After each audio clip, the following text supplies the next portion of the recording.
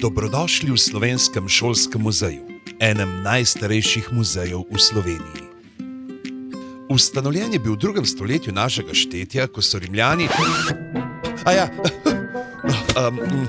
leta 1898 so ga ustanovili predani slovenski učitelji. Lahko gremo naprej.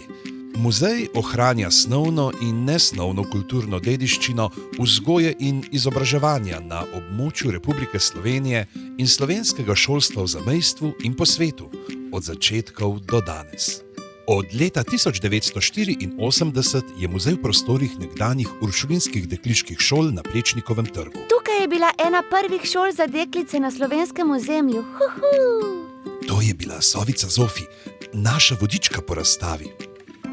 Ej, Zofi, a mi pomagaš predstaviti naš muzej? Gremo! Začnimo z Marijo Terezijo, ki je v naših krajih ukazala saditi krompir. In leta 1774 je z zakonom uvedla splošno šolsko obveznost. Aha, zato lahko od takrat trdimo, da je šola zakon. Ja, to je tudi naslov naše stalne razstave. Ta prikazuje vzgojo in izobraževanje od prazgodovine do danes.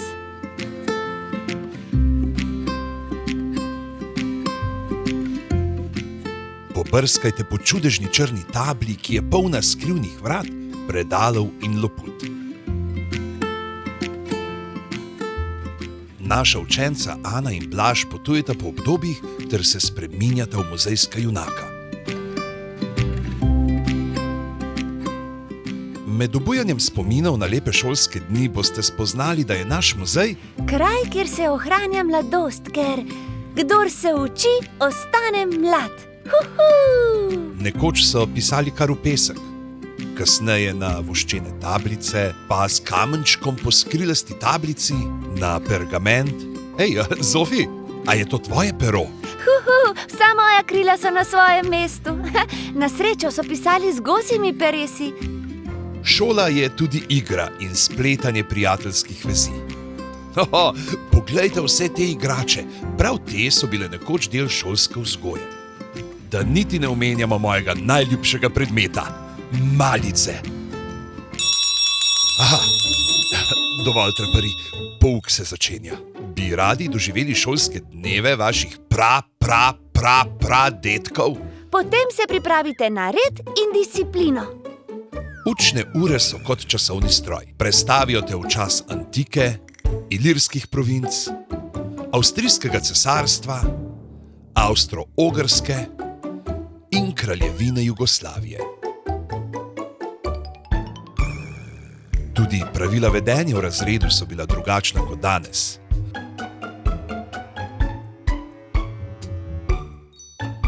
Ni dovoljeno klepetati, treba je sedeti vzravnano,